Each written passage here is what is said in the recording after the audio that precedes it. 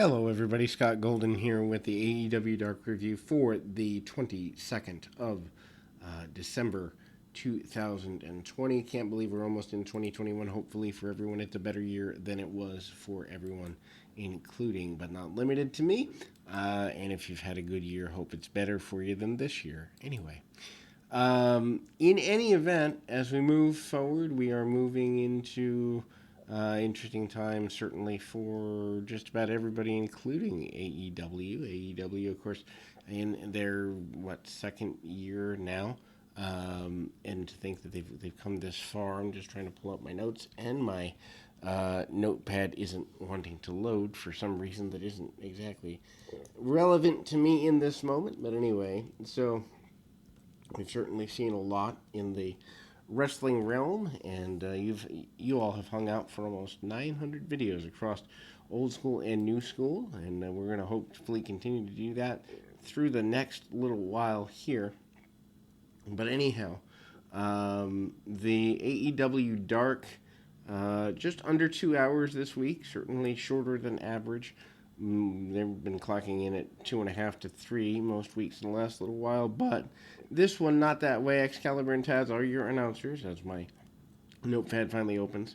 We open with Ricky Starks also joins the show in commentary a little bit later in the show, but anyway, Jurassic Express, Jungle Boy, and Luchasaurus with Marco Stunt defeats Bear County, Bear Boulder, and Bear Bronson. Not exactly a fan of this. Bear County did debut last week. They're an okay team. They need some seasoning. They need some ring time, and it's hard to get that during the pandemic. Bronson tries to overpower Jungle Boy, doesn't get anywhere he wants. Does manage to escape with some drop kicks. Luchasaurus and Boulder tag in. Boulder is about the same size as Luchasaurus. Luchasaurus takes down both members of the opposite team with kicks before helping his teammate with a flatliner. Jungle Boy follows up with an assisted senton. Bronson avoids the corner attack and plants Jungle Boy with an exploder suplex.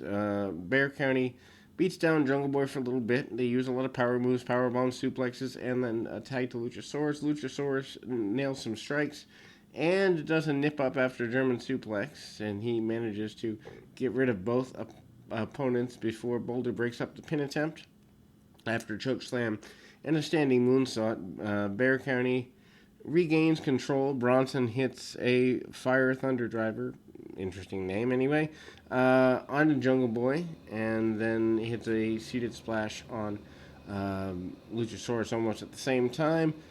Boulder hits a second row moonsault for a near fall, and a Jurassic Express comes back with a Doomsday device on Bronson before getting rid of Boulder with a Cyclone kick, and running back elbow from Jungle Boy earns a victory for the Jurassic Express. Nyla Rose with Vicky Guerrero against Tasha Price. Price offers a handshake. Rose accepts, then basically does the power grip. She manages to escape some offense and lands a cartwheel kick, but Rose catches, dominates her with a series of forearms, hits a number of backbreakers and a fallaway slam, and then a draping knee over the ropes gets a pin. Miro with Kip Sabian defeats Sonny Kiss. I'm so sad for Sonny Kiss because I think there's so much more in the character. I understand why Miro is important, but they could have thrown someone else his way. Miro drops Kiss as I get my phone here momentarily. We will be back in just a second.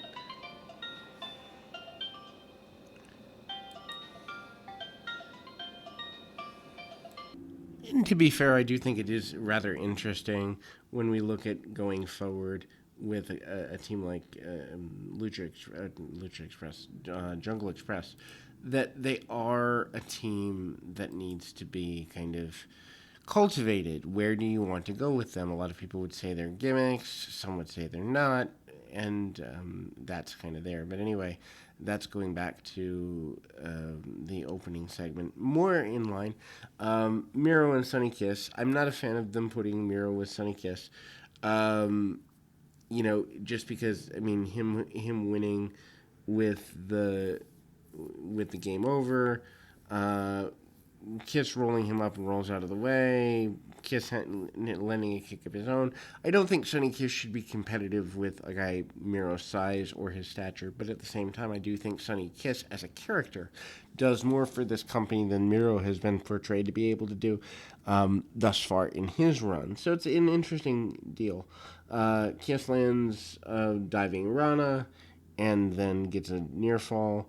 Miro hits a kick and then he lands some stomps and applies the game over for the submission. No surprise that he wins, and he should, but I just wouldn't have put him here. Dr. Britt Baker's waiting room segment. I love Britt Baker. I don't like this segment. It's just not my deal. But I love the fact they're giving her more time, and I think she should be the one to win the women's championship when the time is right. Baker thanking Tony Khan for fixing this. That's a nice little touch. She addressed Thunder Rosa. I like their series. And she announces that Sting would be her guest soon. And she previews Dynamite, insulting everyone involved in the process. STU makes their way out. Kazarian said he wasn't in a good mood and that he was to come out and say SCU has had a rotten year. Kazarian knew he could rely on Daniels and Scorpio Sky until now.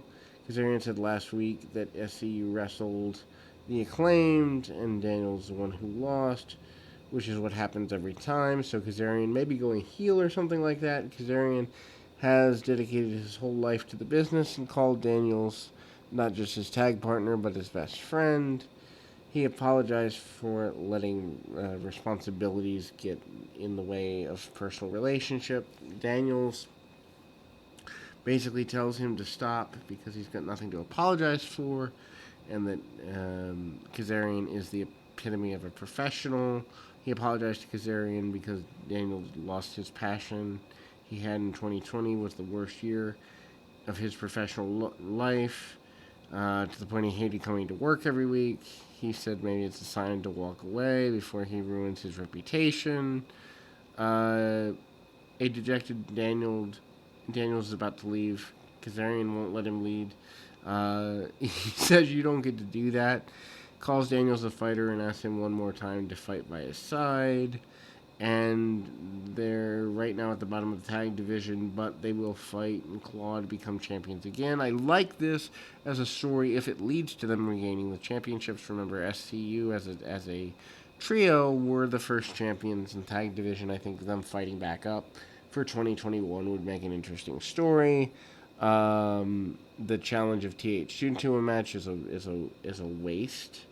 TH2 does not belong in their league. I don't even think they belong in the same company. But if you're gonna do it, you might as well. Anyway, so we move to Thunder Rosa and Jasmine Allure.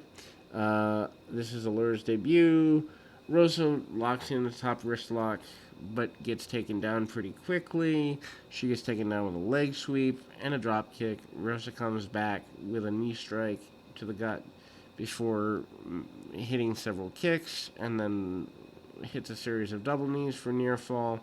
Power slam followed by another near fall, and Rose hits a series of chops and then some back elbows, misses a corner attack, and gets met with elbows from Allure.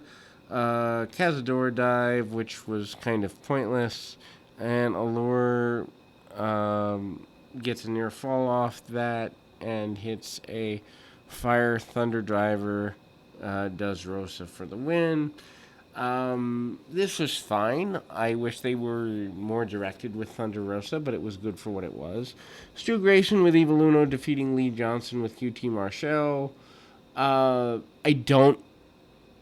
Honestly, Grayson belongs on an indie show. I don't see what people see, and I find it a waste that Lee Johnson, who's like 0-15, 16, something like that, is even put in the same ring with him. I don't get it. Doesn't make sense. Anyway, people are saying this is a good match. I'm not there with this being that great, but I do like Johnson a lot, and he's the best enhancement talent, or at least one of the top 2, 3 that AEW Dark has.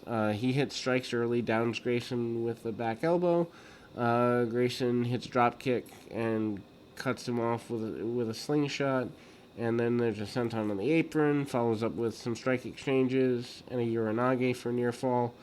Grayson continues his beatdown, and Johnson comes up with a drop kick. Blue Thunder Bomb later from Johnson follows for a near fall. Johnson escapes a dragon suplex. Grayson rolls through and nails one of his own. Springboard for a near fall, and Johnson avoids the running knee. And then he lands a series of cradles before following up with a buckle bomb. Johnson hits a tornado and nearly gets a win. Grayson has his foot on the ropes. Grayson drops Johnson over the barricade on the outside and then tosses him back in the ring. Grayson hits a bicycle knee and the Nightfall for the win. The wrong guy won here by far, and I don't get it. Alex Garcia defeats Kylan King. Not a fan of this, but the winner of this match will wrestle Hikaru Shida on Dynamite this week. Garcia is just awkward in the match. She misses a couple of things, Tiger fake kick, and misses several other moves. She wins the match, though, so this should be good for Dynamite. Anyway, King nails Garcia with a shoulder tackle and hits arm drags, takes control. Garcia misses the Tiger fake kick as mentioned, landed some forearms, but they're easier to land. King lands chops and drop kicks for a near fall. Garcia comes back with a up and over, and King catches a Cazadora, lands a German suplex. Garcia pops up and hits a neckbreaker for the win. And that's her first win in AEW, yet she goes on to face the champion. Maybe some of the WWE writers have come over here. Peter Avalon and Mike Verna. I'm not a fan of Avalon, and I assume that they give him a job because of his girlfriend Leva Bates. I can't figure out another reason why you would. Avalon comes out saying it's time for Pretty Peter's pageant provocation. I suppose that's like an open challenge. Verna making his AEW debut.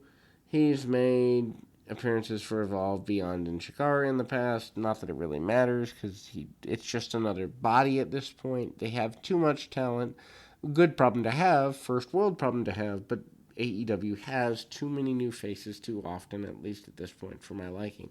Verna locks in the full Nelson early and hits a shoulder block. Avalon turns a tilt-a-whirl into a tiaras, and then Vera hits a slingshot suplex and slingshots Avalon into all four sides of the ring. Avalon sends Verna into the ring post, allowing him to target the arm for the heat, and Verna fights back and hits a knee strike.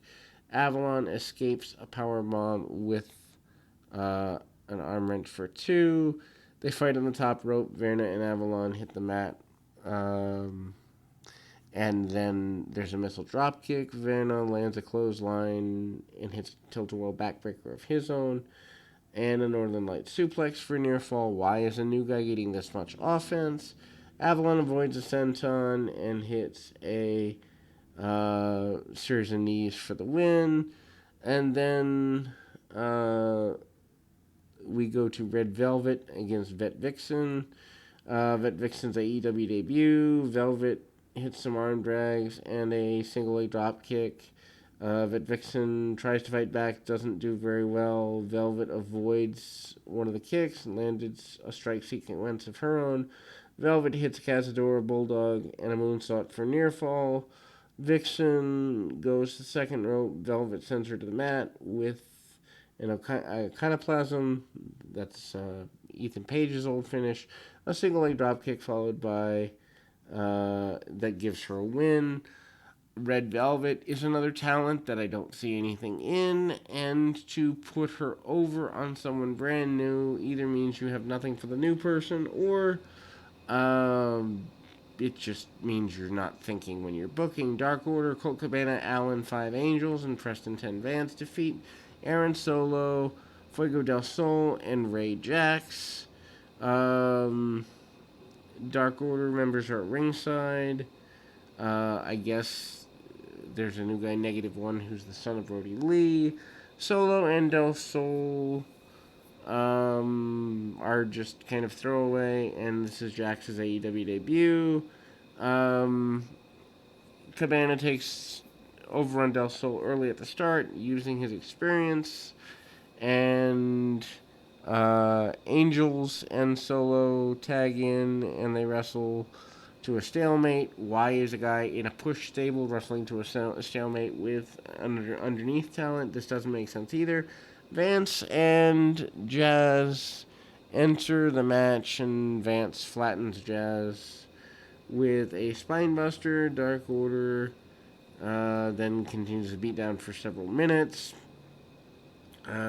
Jazz escapes and gives a hot tag to Del Sol. I don't get this either. Del Sol's kind of small and not a big deal.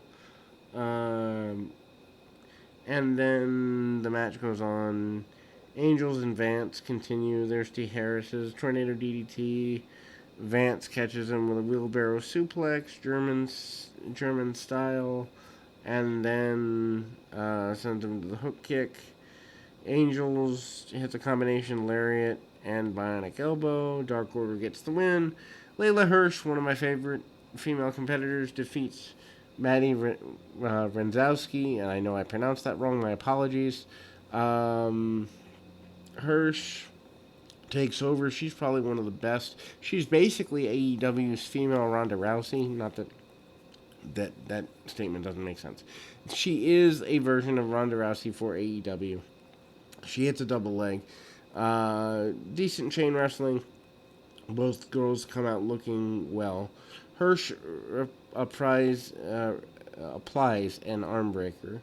And then there's a rope break. Renzowski downs her with a running drop kicks and lands a corner crossbody.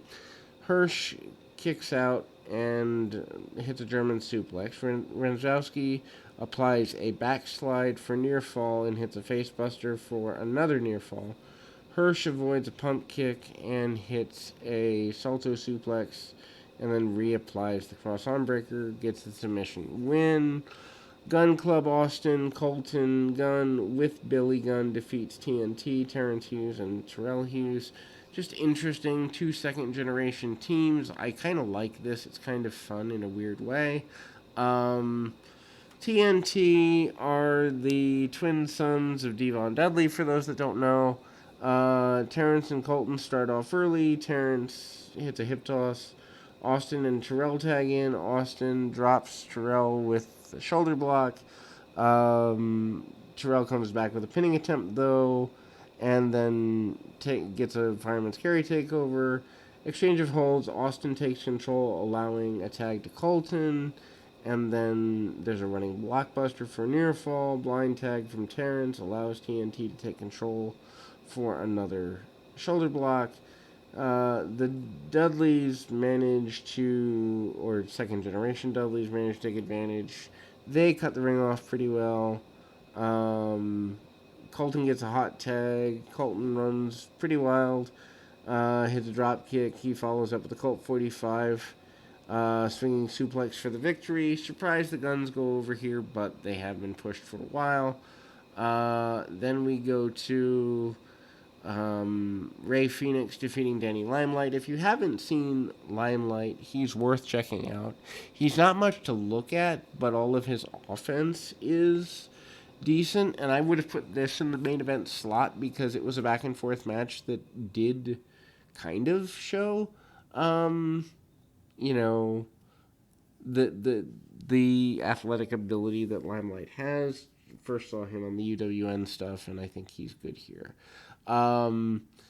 Basically, both go for cradles early. Neither can get a decided advantage. Chop exchange. Phoenix flattens his opponent out, and then more pinning attempts followed by Phoenix hitting a drop kick. Phoenix goes for the penta driver. Limelight fights out. Limelight hits a round kick. Phoenix fires back with a rebound heel kick here. Then there's a strike exchange. Limelight wins with a double stomp. He follows up with a neck breaker for near fall. Phoenix fights out from the corner attack and continues the exchange before deathlocking Limelight or kind of sending him into the ropes. Phoenix breaks the hold with a slingshot leg drop for near fall. Limelight jumps up, hits a double stomp to Phoenix's back for near fall, and Phoenix goes to the top. Limelight hits a jumping knee, and then they do a second rope walk, and there's a chop exchange here. Limelight hits Phoenix to the floor, and then there's a kick to the springboard attempt. Phoenix lays in a series of more strikes and then hits a backfire driver for the win. Not a fan of putting Phoenix in this position if you're going to give him a world title shot soon, but they did it anyway. They closed the program with Matt Sydal and Serpentico with Luther. I understand Sydal. I don't understand Luther. I don't understand Serpentico being in the spot. Sydal and Luther yell at each other before this begins. They fight over the third eye concept. Sydal out-wrestles Serpentico. Luther pulls him out of the ring, gives him some advice, and then that's that. Back in the ring, Serpentico keeps up the attack with a slingshot double stomp for near fall. Serpentico distracts an official, allowing Luther to attack Sydal. Sydal makes a comeback, hits some kicks, hits a Northern Lights bomb followed by a near fall. Sydal hits a standing leg drop and a corkscrew moonsault for near fall. Serpentico hits a low DDT for a near fall of his own. Luther basically begs Serpentico to head to the top rope. Sydal avoids a stomp. Sydal then hits his new sidewalk slam finish for a near fall before locking in on the Cobra Clutch. Serpentico escapes and hits the sliced bread for a near fall. Sydal rolls him up for near fall. Then Sydal hits a twisting fireman's carry slam for the win. Not the match I would have put in this position, but a fine match, I guess. Like, I don't really get why this is important. I also don't really get why Dark has to be this way every week, but it is what it is. And at a 22-plus minute review, that'll show you how much content there is. We'll be back with the Impact review and hopefully some of the Mid-South stuff. We'll be back with more right after this.